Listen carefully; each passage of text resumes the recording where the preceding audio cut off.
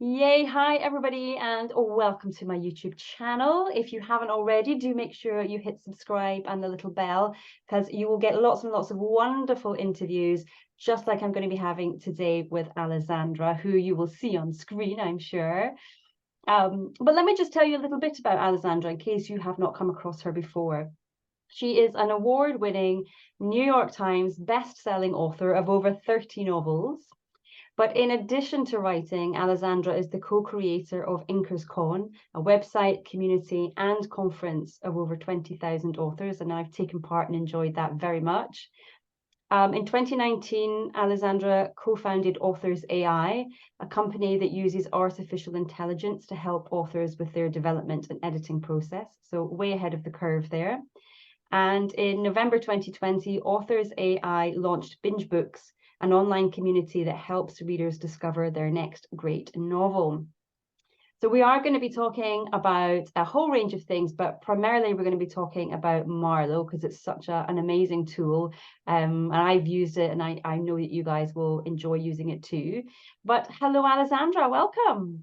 Hi, Emma. I'm so excited to be here. Thank you so much for bringing me on. Oh, pleasure. No, I'm really excited to learn more about you, learn more about Marlowe, and also share it with my listeners. I know that they're going to benefit from it a lot. My audience is very much new writers, and I know that they're always hungry and eager for ways to help them overcome the Yeah, nervousness. the everything. Yeah. But let's start with you because I was saying to you before we started recording, I've been following you for a while, so I'd say maybe since 2018, something like that. When I saw you doing how to write courses with your whiteboard and helping us all. But what got you into writing in the first place? Have you always wanted to write, or is it something you came to a bit later? It's funny because when I wrote my first book, I wrote like my author bio and it was completely fake. I was writing under a pen name and I just wrote a bunch of stuff that sounded like something that would be an author. And in that bio, I said like, oh, Alessandra's been, penning stories since she was a child. But that was completely false. I never thought about writing. I wrote, like creative writing assignments in school, loved it. And I would turn in what I thought were like, brilliant masterpieces, and I'd get like a B minus or something like that. So that really killed like any thought that I ever had that I had skill or talent in writing. And but I love to read. I was that bookworm. I would always bring a book to dinner, and read it under the table. And I read everything. I read Michael Crichton. I read Stephen King. I read everything except romance, which is funny because my first book ended up being a romance novel.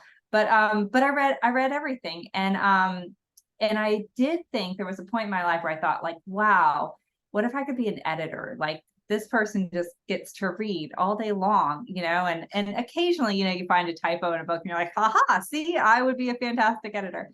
Now I know I would be a horrible editor. But that was a thought, like at some point, like I love to read. I would love to own a bookstore. I would love to be an editor, but I never thought about writing until 2012. And in 2012, I was in between jobs. My husband had just sold a business. So we were in like a unique situation where it was like, oh, like, is there anything you've ever wanted to do? Like, do you want to go back to school for something else? And I had worked in hospitality and in banking and in admin. And I was just trying to figure out kind of what to do. And that summer, my mom was starting to write a book, a novel. And she sent me a bunch of books, and I read On Writing by Stephen King, which I know you have a newer audience. If anytime I ever hear that anyone's writing a book, first thing I do is I go online and I buy them a copy of On Writing by Stephen King, because I credit that book to really, I read like halfway through and I was like, I got this, like I can do this. Like he just made it so interesting and so relatable and so manageable that I sat down that book and I just started writing, and I wrote my first book in 6 weeks. And I would not have done that had it not been for self-publishing. Had it not been for my mom telling me about the process and me realizing that, again, in 2012, self-publishing was kind of new and different, that there was a way that I could write a book and publish it and put it out there, and no one would know about it. Like, it could be my secret, you know, and I didn't tell a soul. I told my husband knew, and I knew, and I swore him to secrecy, which he is not a good secret keeper, but I swore him to secrecy. He immediately ran into the other room and called my sister and was like, you know, Alessandra's writing a book. But yeah, and I just put it out there. I did not think it was going to be my new career. I just had some downtime, and I thought, you know, let me just put this out there. And if it's horrible, then no one will ever know that I wrote it. And if it's great, then, you know, maybe there's something there. And that first book, I sold like 3 to 5 copies a day for the first 3 months. It kind of slowly built up to 10 or 15 copies a day by the end of like my 3rd month. And I got out my calculator. I was like, I was at the time making $38,000 a year prior to me, like, you know, leaving my job. I was making $38,000 a year.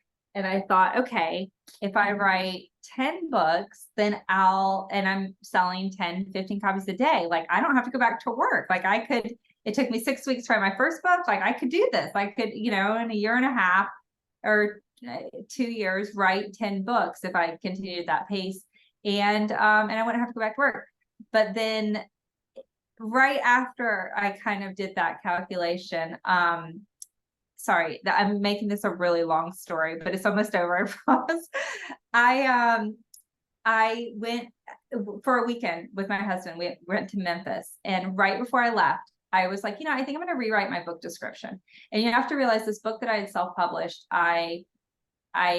it was not edited. No one had seen it other than me. I'd read it a few times, caught a few typos, thought it's good to go. I made my own cover. I published it online. It was not it to this day. I can't read the book. It's a horrible book. I can't read it to this day. But I thought it was pretty good. I had good reviews. Readers liked it. But I rewrote the book description, hit publish, got in the car, and we drove like 6 hours to Memphis. And when I got to Memphis, first thing I did when I got to a place with internet, this was before, like, I didn't have an iPhone or anything. When I got to a place with internet, I checked my sales, and I had sold like 150 copies in that 6-hour drive. Wow. And I was like, there's like a mistake. Like, I don't know what's going on. Something's wrong. And we went to dinner. I came back and I sold another 100 copies. And by the end of the night, like, I sold 500 copies. And the next day I sold 1,000 copies. And then I was like at 2,000 copies. And then I was ranked in the top like 10 or 15 of Amazon. And so it was like, I mean, I didn't know what was happening, but it was all because I changed my book description. And that was the one 15-minute moment in my life that then suddenly I was getting calls from agents and publishers, and I got an agent, and that book sold at auction for hundreds of thousands of dollars. And I was like, forget like my $38,000 a year. Like, I just made it up for 10 years. Like, I didn't know what to do with myself, but that was the moment that like launched my entire career, just because I changed my book description. You know, I mean, I still would have continued writing. I would have eventually built up, you know, to making $30,000 a year, $40,000 a year. But that was the moment that like changed everything for me. And that was what led to me being here now today. It's amazing, isn't it? I'm going to say for our listeners, though, I just want to point out that was back in 2012, and that was in what could be classed as the golden years of gold rush years, 100%. Totally different now. Totally different now. But that being said, there's still so much power in your book description. Mm-hmm. Your book description can make or break your book. It doesn't necessarily elevate it to levels like I had, but it can definitely be a difference between a successful book and a non-successful book. Yeah. Your story, it's not exactly the same, but it does remind me of the career of Lisa Jewell. I don't know if you know her. No, I don't. Mm-mm. She's a UK thriller writer, and she similarly just thought, I'm going to write a book in between jobs. She said, I was never very good at what I did anyway, so whilst I was doing secretarial work, I thought I'd write this book. And again, this kind of, it was just meant to be. She sold that, she sent it off to an agent, they accepted it, went to auction, and now she's selling millions and millions. And it's like, the rest of us mere mortals are going, oh, what are we doing wrong? But yeah, check her out. Well, You might enjoy her and stuff. I very easily could have, if that book had not taken off, just been like, well, like I gave it a try, and a fantastic person to bring on your podcast. If you haven't already talked to her, is Stephanie Green. Do you already know Stephanie? Yeah. She she hit it with her 27th book or something like that. That's when she hit it big. And she could have given up. I mean, she gave it a good try, right? Like, I mean, 20 books in, I mean, I can see where she could have given up, but she didn't. And then, she hit. Yeah, I think that's a valuable kind of lesson for all of us. It was the resilience. You've just got to keep at it. It's something I've certainly learned in the business sphere, doing what I do outside of writing, is you've got to keep at it. You've got to stick at it. It is like revising, and just honing your craft and honing your staying power, really. And eventually your day will come. It will happen if you stick in long enough. And you gotta love it. Like if it's not fun for you, it's not gonna be fun all the time. I mean, there's a lot of days that I really hate it. But if you don't as a whole enjoy it, then it's not for you. Yeah, I do say that to people sometimes. It's like we get quite attached to it as sort of a part of our identity. But if 20 years have gone by and you've still not finished the book, it's okay. It's okay if it's not your destiny anymore. But so you had that wonderful success. You were writing all your books. We know that you've got over 30 books now, but had great success with that. So you decided, and many authors would stay there. We'll just stick writing the books. That's lovely. I'll go on tour, do all the fun stuff. Thank you very much. But you decided that you wanted to help authors and that you wanted to diversify. So I was really curious as to what prompted you to do that. So when I started, again, it was 2012. It was the gold rush days. And you really, I mean, anybody could really kind of write a book and put it out there. And you were going to have, at least like I had, 3 to 5 sales a day, maybe up to 10, 15 sales a day, which is nice money. I mean, that's a car payment, and so, but there were no resources back in 2012. When I started making money, I had money to spend. I was like, how can I get the word out about my book?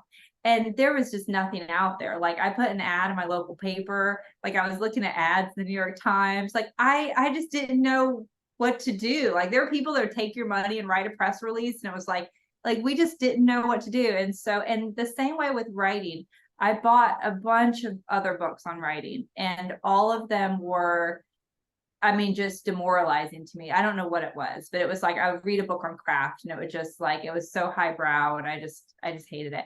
So it was always like, if I ever figure this out where I feel confident enough that I know what I'm doing, like I really think we need like a writers for dummies or a marketing for dummies, or just like something that is approachable and manageable and relatable. And so when I got to the point in 2016, 2017, where my backlist, where I was making enough money that I could take some time away from writing, because I had been writing 3 to 4 books a year, and I was starting to get a little burnout. And so that was really when I was like, if there's a time for me to like do this project, like now's the time. And so that's when I initially created courses, how to write a book, how to market a book, how to publish a book. And I did online courses and webinars for a few years. I still have those courses, but if someone's looking at them, they're great for like a beginner, but I quickly realized how much I didn't know, and that was, and that was when it was like, oh, like I know my process and I know how I write a book, but I want to know how like this other person writes a book, and I want to know, about backlist, or book box set marketing, or I don't know how to market my book live. So that was when I really started like, how can I learn? And I started having other authors on. I would interview with them, but I really wanted like in-depth, behind the scenes, full-fledged classes. And so that was really how then InkersCon was born. And it was really it was me wanting to know from all of the people who knew all of the things in their specific, because no one's brilliant at everything, and no one, I say that Megan Quinn does a really good job of being amazing at everything, but for the most part, like, there are authors that, like, their Patreon is on point, or like they write world building like no one else, you know what I mean? But maybe like they're a horrible marketer. So it's like, how can I learn like these niche items from everybody who knows everything? And that was really how InkersCon came about, which is just like bringing together authors, and it was originally going to be an online thing, but it was like I couldn't control the recording of people at home and things like that. So then it was like, let me bring all the speakers together, record everybody in one weekend. And then it was like, if we're going to have all the speakers in one place, like, might as well let authors come, so before we knew it, it was a thing. But that's kind of, what led into that. And if anyone really wants to be serious about their career, I do not suggest going into teaching about writing or working in that, because I'm down to what it really has caused my writing career to, I don't want to say plummet. It hasn't plummeted, but it really, my books have taken a hit because it's a full-time job in its own. But I totally agree. Burnout at bay. Yeah, I'd hardly say your book writing has plummeted, though. I see you doing so well. So you've still got a huge fan base out there. But I absolutely agree, when you're offering author services of one description or another. Yeah, you're absolutely right. It is two jobs, and you can end up spreading yourself too thin. I've certainly found that my writing time has slowed down, and I can't give it quite what I was able to before. But it's the nature of the beast, and if you're someone who enjoys doing multiple things, it's hard to give up one. I agree. And it does, like, I'm not going to get burnt out on writing. If anything, I really savor and excited about when I do get to sit down and write. And there was a time when I was writing 4 books a year that it was, burnout was right at my door. And it was smart of you to recognize and go, okay, this is the time to take a break. Yeah. So InkersCon is great. I love it, and I agree. It's kind of when I host an online event every year, and it is a very selfish way of getting as much information as you can for yourself as well as for your listeners. But in addition to all of that, and why we're here today is to talk about Marlowe. And I was kind of chuckling to myself, all about Chat GPT and all the rest of it that's come up about, just I'd say in the last 6 to 12 months. Marlowe's been there for a good few years. You've been talking about this for a long time and extolling the virtues of using tools like Marlowe to help an author kind of write the best book that they can. So tell us a little bit about how you got started with Marlowe, because I'm going to say you invented it, but I don't think that's right. No, I'm not nearly smart enough to invent Marlowe. I am by far, and I say this with all the love, I am the dumbest person on our team, 100%. As far as our core team that works on Marlowe, every one of them are PhDs, and every one of them work in data science. I don't. I like to write, and I like to, but what happened was, so going back in time, 5 years ago, there was a book written called The Bestseller Code.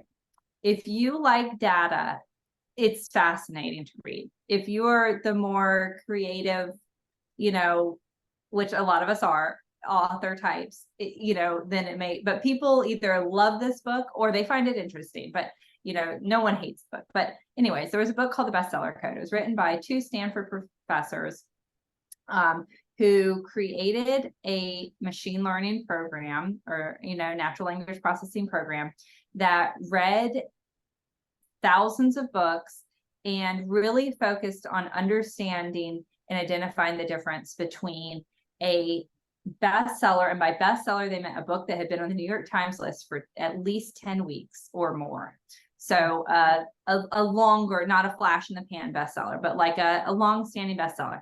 Understanding and recognizing the difference between a best-selling book and an average selling book, or a strong selling book. But what is that minute difference? Like, what is it about these stories that cause readers to rave about them, that cause them to go viral for them? And this was done, this research was done 6, 7 years ago. So this was before, like, we didn't have these TikTok phenomenon stuff. These were books that just really stayed in the public consciousness. And so it's a fascinating read. It's very, very interesting. And it talks about the computer or the program can recognize and identify the difference between a British author and a US author based on how many times they use the word "the," in a book. So there's just tons of different things like that stand out when you really start analyzing lots and lots of fiction.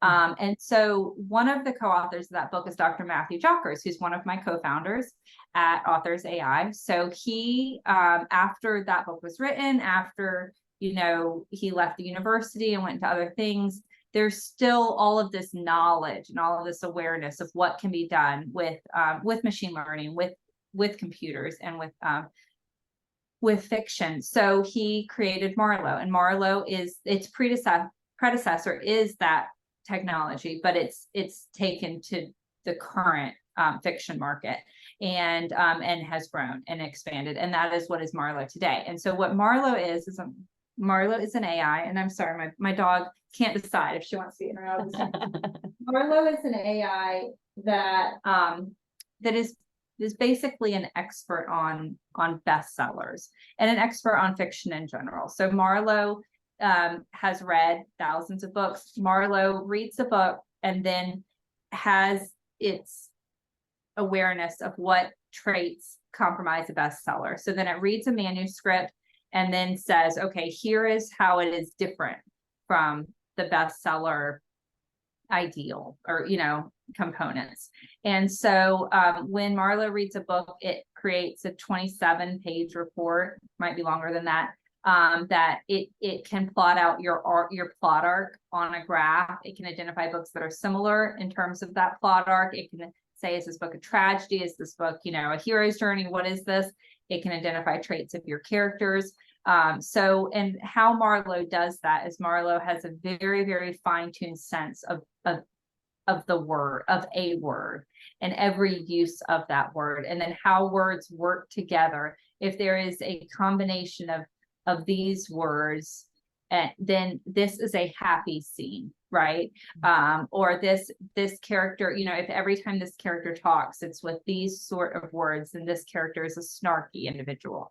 You know what I mean? Or sarcasm or things like that. So, and Marlowe also identifies topics in books. So Marlowe is like, okay, this is a book about time travel and spaceships and I don't know, legal issues or something like that. So Marlowe basically takes a book and then breaks it down into what are all the components of that book. Mm-hmm. And so we are exploring different ways to use that technology. What Marlowe does not do is Marlowe is not generative in any way. Marlowe doesn't create words. She doesn't create content. She just analyzes books. So she takes a book, and what we're doing at Authors AI now is any author, aspiring, published, can upload their manuscript or upload their published book, and then Marlowe will basically break down that book into a data analysis and creates this report. And and then shows you where that book lies in terms of in relation to the bestseller corpus, which is like her database of bestsellers. Okay, I put one of my manuscripts through as well, and there's so many great features on this. I don't know what some of your favorites are, but I love the fact that it picks up on cliches. Yeah, that's my favorite. Actually, I would say that's my favorite. That's one of the newer additions. Yeah, the cliche finder, and it's so hard. We have a database of 2,400 cliches, and I tried to come up with 10 cliches to because they were like, oh, we're always looking for cliches. Like, we have a list, but do you have some to contribute? I was like, oh yeah, I'll write out some cliches. I was like racking my brain. That's a cliche. But I could not come up with cliches. And I was like, how did you come up with 2,400? And some of them are definitely cliches. Some of them I'm like, well, I don't know. But I love that. Yeah. And that's part of the free report. So she has a free report and a pro report. And the free report includes, the cliche finder. Yeah, it is good, and because I think, as you say, it's hard to recognize them when they just flow off the tongue, if you like. You just don't think about it. And I love the fact that it has the adverbs. Oh my goodness, I use them, and passive voice, I think, which is another one that a lot of writers struggle with, is noticing the difference between active and passive voice. So really, really useful. The other thing that I like is and I don't know if this is in the basic or the pro. I always get the pro because I have an in. So but it identifies repeated phrases. And so for a lot of us, we have like crutch phrases that we use. And it might be something like by the way, or something like that. But something that I use without even realizing that I use it a lot in the book. And so it identifies that. And then I'll go through and I'll be like, okay, can I remove that? Can I, and I'll just do a find and replace, and I'll look for all of the places it is and realize that. And it's the same way, like with adverbs, it counts how many times you use a certain adverb. So it's like, gosh, I used, endearing, 14 times in this book. Like, that's not necessary. Or lovely or something like that. So there are certain words I realize that I use a lot, which you just wouldn't realize. And everybody does it, don't they? Everybody has their own words that they default to. So if you do the Marlowe report, dear listener, you will discover your ones too. But I also really love the comparative authors, because I think until you get established, or you've written a couple of books and you sort of have more of an idea where you sit in the market, that's surprisingly hard to kind of take your own story and be objective about it in that way. So I think that's a wonderful, wonderful tool. Yeah, and there are a couple different places in the report, like your plot arc, it'll show like books that are similar, pacing or twist and turns graph and things like that. But it also then like actually puts your book kind of on a map and shows like what books are similar or dissimilar. Now, I always say, just as a caveat, that is a small pool. It's 250 books that it's comparing to. So if you write, I don't know, humorous science fiction, I don't know how many humorous science fiction books are in that corpus. There might only be 5. So don't judge yourself too harshly, or don't get too excited if your book is both similar, but it'll show how similar or how dissimilar it is. And that is accurate. That's accurate. But if you write in some sort of, I don't know, Scottish like dragon slayer romances, we don't have any of those in the corpus. So it might not provide fantastic matches for your book, but I still find it really interesting. Might Marlowe add to her library as time goes on to kind of widen that? Yeah, we're working with publishers now. It's a matter of permissions. Like, we just have to have permissions. Yeah, we have to acquire the books, legally. So that's but our goal would be to have 1 million books in Marlowe. So then when it's saying books that are most similar to yours, it's really accurate. I mean, super, super accurate and razor sharp. So that's the goal, is to have as many books. And probably still authors would then want to be like, okay, well, it's great that my book was just like this obscure, cozy mystery that no one's ever heard of. But they probably also then want to filter out and say, okay, I just want to know what bestsellers my book is closest to, so that it's something that they can, Yeah, because it's a starting point, isn't it? And then you can go on from there. If you don't feel that's an exact match, then you know which direction you can go in. I think it's wonderful. What kind of feedback have you had from users along the way? To, if someone's listening and they're kind of, I'm not sure, I'm a bit intimidated perhaps. Do I really want to know if my book's any good? What kind of feedback have you had from people about who have used it? It's funny because a lot of people are really nervous about uploading their manuscript initially, because they're, I think, a little intimidated or worried about it, and then they get it and they're like, oh, like, she's nice, like Marlowe is a she for us, like they're like, oh, like this isn't bad, like, because it's so clinical. I mean, there's no human ever sees your manuscript, touches your manuscript. It's read direct. We can't access manuscripts. So if there's ever an issue, troubleshooting, I have to request the author to send me the manuscript because I don't have a way to get it.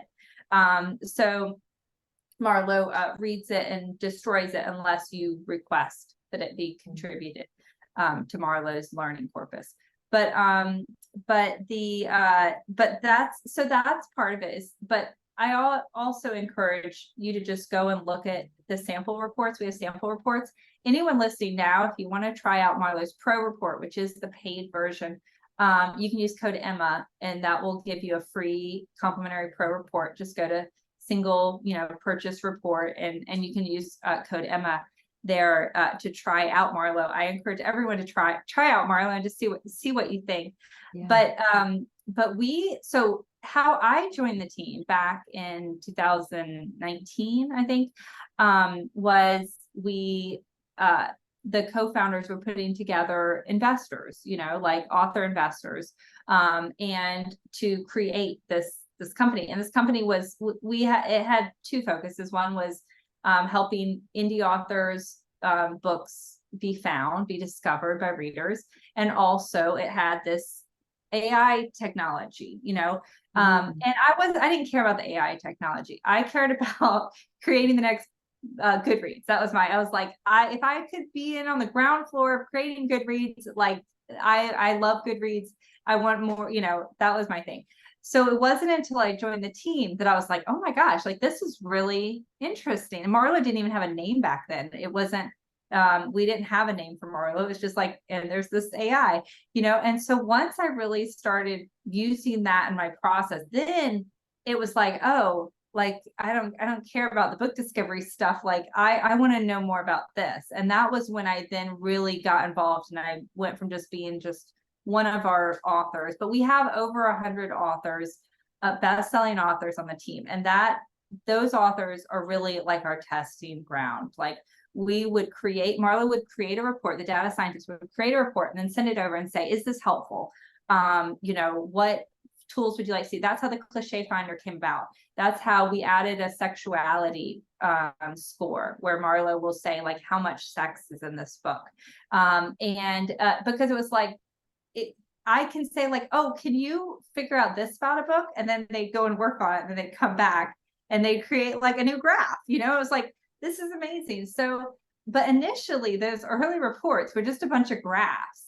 And it was like, well, this is interesting, but I have like no idea how to use this, like, to make my book better. So our authors really did a fantastic job of working with the data scientists to say, okay, how can we make this actionable, and how can we make this helpful? And so now in the report, and you can see a sample report if you go to authors.ai, it has a graph, and then it says, like, how to use this data, and here's some information. And if your pacing is crazy, here's ways you can slow down your pacing or speed up your pacing. And there's just kind of helpful tutorials on each section, because it was, at the beginning, just a geek fest. Like, it was like, here are cool things, do what you want with them. So yeah. I think I'm not alone in this. When we do see data, we know that data is useful. Data can be so powerful and useful, but if you're like me and you don't know how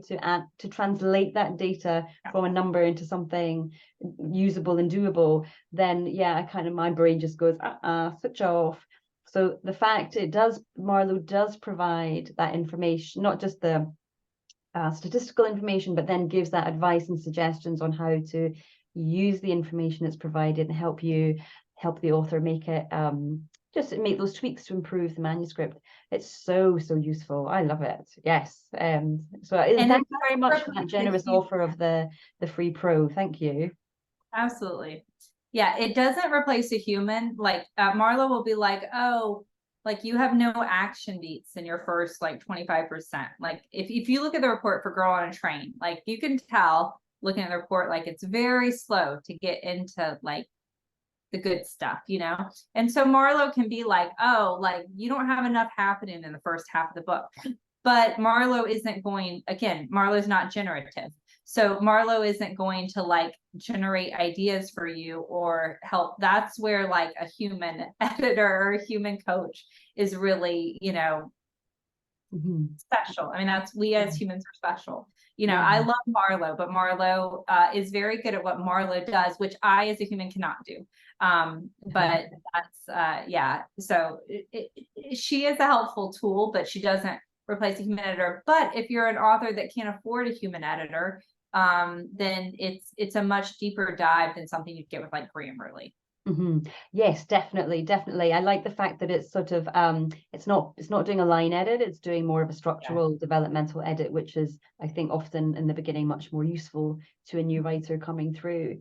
And you've mentioned that Marlowe is not generative, and I think that will reassure a lot of people, because everybody's a little bit somewhere on the spectrum around how they feel about AI. Yeah, totally. Yeah, and so there's a lot of concern there. Yeah. And I've had customers who've reached out freaking out because like, oh, Marlowe read my manuscript, you know, 2 years ago, like what, it's out in the Zygo. We are a very protected ecosystem. We don't use outside technology. We don't connect with ChatGPT or any other type of, you know, Marlowe is the only one that reads a manuscript. And again, she doesn't generate, she doesn't do anything. She analyzes the manuscript and produces the report. And that's it. And she does get smarter with every manuscript that she reads. But she just becomes better at identifying what makes this book unique from this book, because the more Scottish dragon slayer romances that she reads, the better job she can do of saying, oh, this is a good Scottish, you know, dragon slayer romance, and this one could use some work. Yeah. And you mentioned too that when she's finished analyzing, she destroys what she's read. Is that right? So people can feel rest assured that absolutely it's gone if they don't want to be involved in that.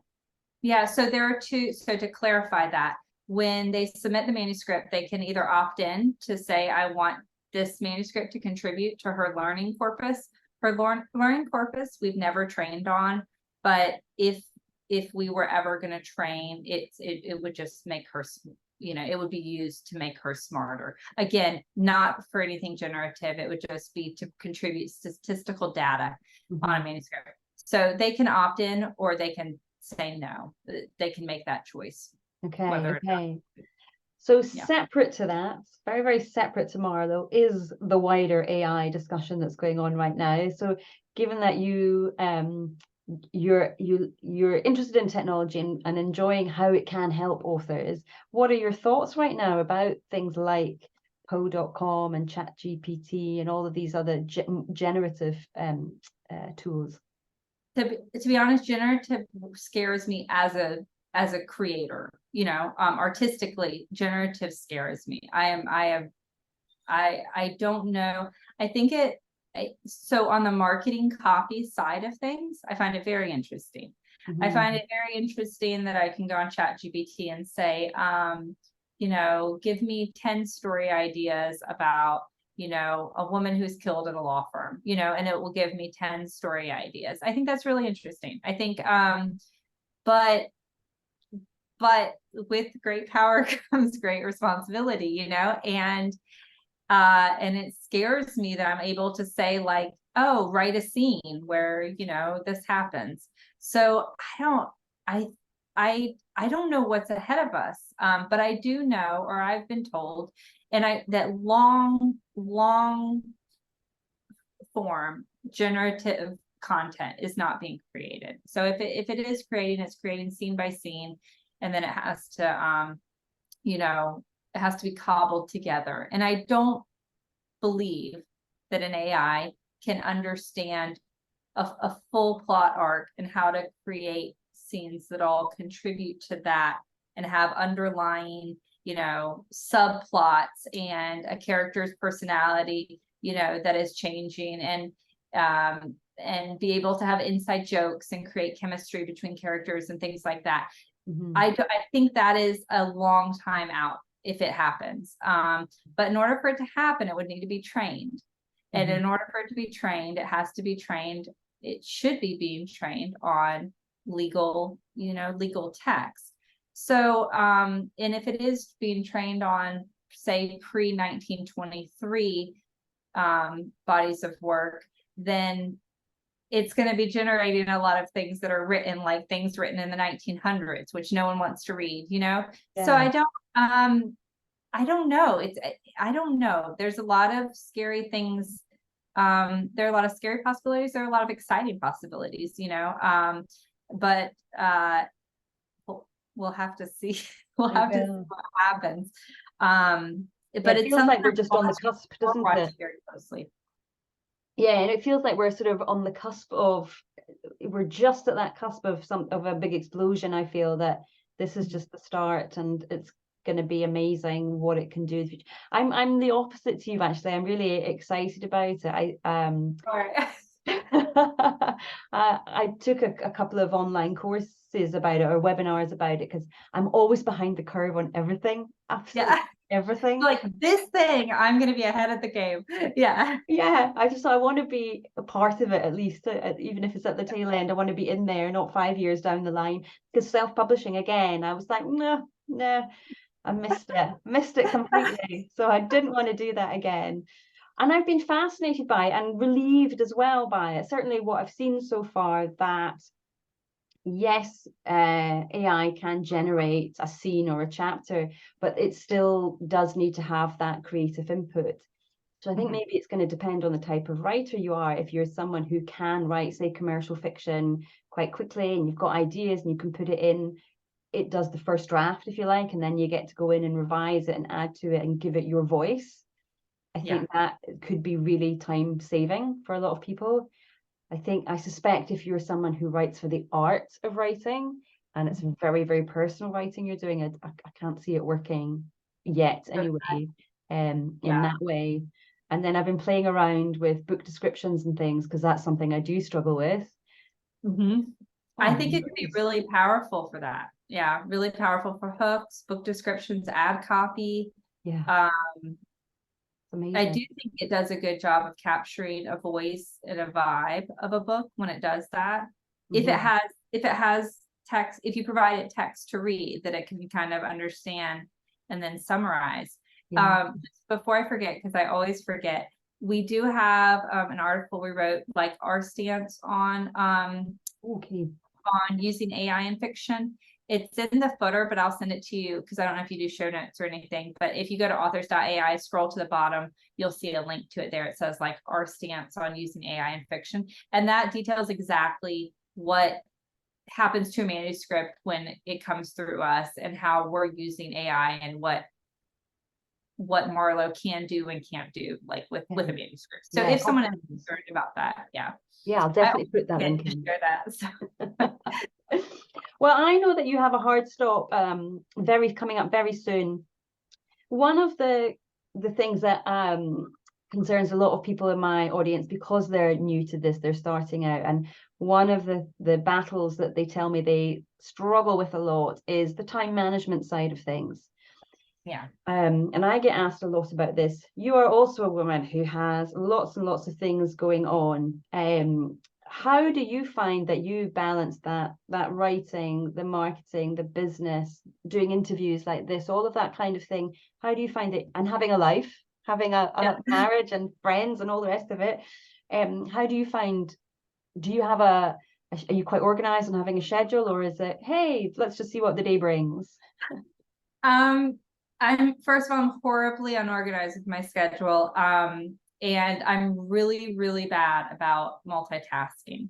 I mean, it's good and bad thing, you know. I've managed to, so I have a family that's very, very distracting and does not like respect, because I work all the time, and I work from 8 a.m. to 11, 12, or 1 in the morning. They just interrupt me anytime, because I'm always working. So it's not like there's ever any time when they can't, you know? So, but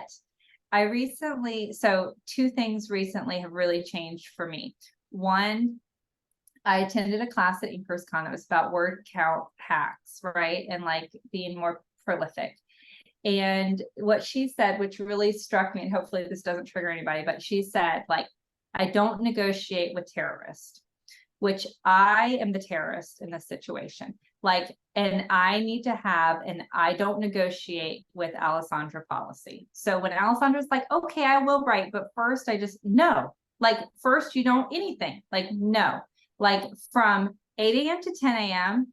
you said you were going to write. It doesn't matter if like the neighbor wants to chit chat about whatever, or you have to take the trash out, or you just want to fix yourself a bowl of cereal real fast. No, like 8 a.m. to 10 a.m. is your writing time. End of story. Like no negotiation. And so that's my new thing. Like I have a sign up on the wall, and that like, so I set, because right now I'm under deadline, and I have 2 time slots a day. One is from 8 to 10, and one is from 11 p.m. to 1 a.m. Wow. And those 2 time slots are the like no negotiation. That is when I write. The second thing I did is I bought this thing right here. Oh, I see these around on social media. Pretty, right. I bought mine on eBay, so I got it for cheaper. They have a cheaper one called Traveler, which is really cool, but they're kind of pricey, and I gotta say this thing's heavy, but it allows me to write in the sunlight, which is nice because I like to sit outside. I live on the water, and it's distraction free. So I write it, it saves it here. It also syncs it to Dropbox. I can also email it to myself anytime. I just push the send button and it just emails it to me.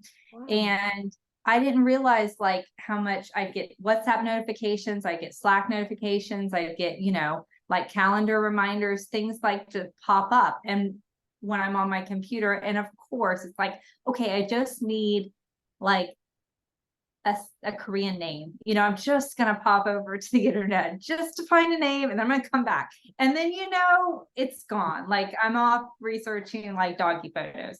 So so this in my 8 to 10 and in my 11 to 1 a.m.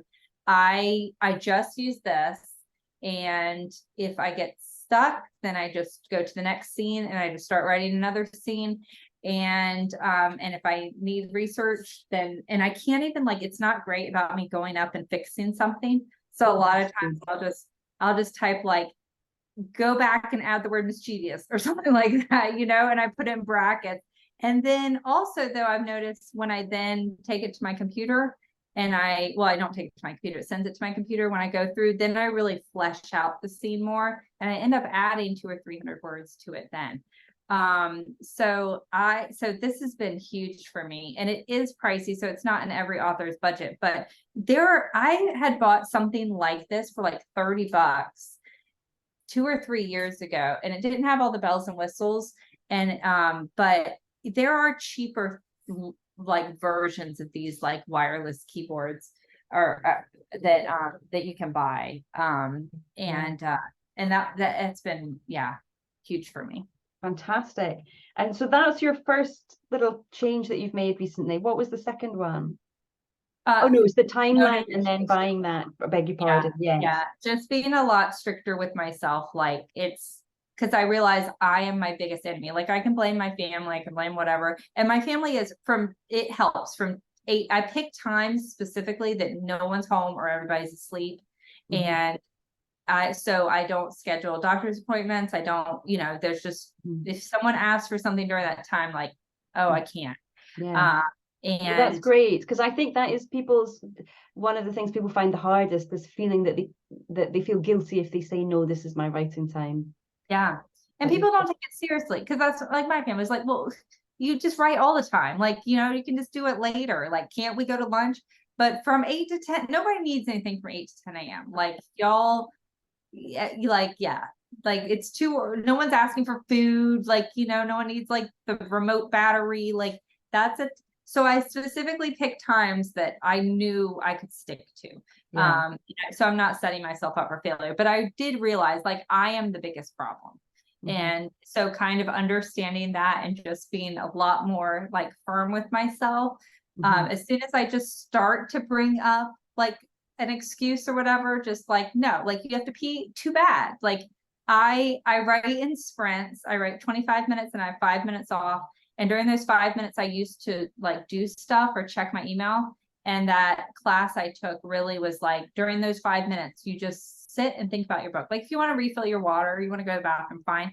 But really, you're just either moving your body in some way, like doing jumping jacks, or, take the dogs for a quick walk, whatever, but just you're thinking about what you're going to write next. And then your 5 minutes is up and you're back. And if I have to, go to the bathroom during that 25-minute sprint, like, too bad, like, sit down. Yeah. Shut up. Like, discipline. Right. I love it. So I'm really mean to myself during those 2 hours, and but I love it. Like, but it's worth it. Yeah. I'm like, oh my gosh, look at all these words I wrote. I'm so happy. Right, I've got 2 final quick questions for you. Do it. Okay, so your writing hours 8 to 10, and then 11 till 1 a.m. Do you nap during the day? Yeah.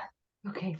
Not intentionally. You're sounding like Wonder Woman here. No, not intentionally. I love a nap. I love a nap. And I used to take 2 or 3 hour long naps. Now I take 18-minute naps. It's like, I set a timer for 18 minutes, and I don't know why 18 minutes works, but sometimes I snooze for 10 minutes, but 18-minute naps, any longer than that, I'm useless. Like in terms of, yeah. So I definitely nap. And a lot of times I will go back to sleep at 10 for like an hour.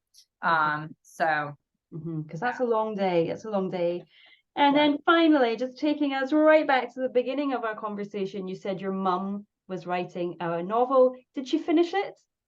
She finished it and she published it, and she feels the same way about it that I feel about my first book, which is, God, I hope no one reads this. I think we're all our worst critics, because I read it. I don't think it's bad. I think it's good. But yeah, my mother does a different thing every summer. So like, she had a good time, but I don't think she'll ever write another book. But she definitely credits herself, like, big pats on the back continuously, that she launched my writing career, and I'll give her all the props for that, because yeah. I talk about this with some of the people in my space, and saying, when you go for your dream, you're showing the example to those coming after you, and I think you've just exemplified that for us perfectly. Hey. Yeah, and it's funny, because when I wrote my first book, I couldn't tell her about it because it was so steamy and sexy. I was like, there's no way I can ever tell my mother that I wrote this. So even though, like, I was asking her about her book, and I was wanting to tell her about the book I was writing, but I couldn't tell her. And then it exploded, and I suddenly have this huge, like, publishing contract. And I was like, I've got to tell my mom, like, I can't keep this a secret. Like, she's continually like, how's the job search going? And I want to be like, oh, I'm just counting Benjamins, like, in my pool. So I finally told her and my dad, and I was like, but you can never, ever read this book. And she was like, okay. And my dad was like, okay. And my dad definitely went out like that afternoon and bought the book, like, without a doubt. Like, he was probably online buying it, like, as he's like, oh yeah, sure, I'll never read it. But my mom never read it. And she doesn't like my suspense stuff because it's too scary. So every once in a while, when I write a book, I'm like, you can read this one. Like, it's not scary, it's not sexy. But yeah. Lovely. Oh, that's so funny. Alessandra, thank you so much for your time today. Just to let people know, where is the best place to find out about Marlowe and what you do? Yeah, so if you visit authors.ai, that's Marlowe's home. And again, don't forget, use code Emma if you want to try out the pro report. And if you're interested just in InkersCon or my books or anything else, you can Alessandra Torre ink.com has a lot of resources for authors. Lovely. I'll be linking to all of those. Thank you again, and have a wonderful nap today. Thank you. Oh, and I do write under A.R. Torre. A.R. Torre is my suspense novel. So if you're listening and you're interested in a book, A.R. Torre's Suspense, Alessandra is that. Okay. But thank you. I think I'll go take a nap now. But, thanks, Emma. Bye.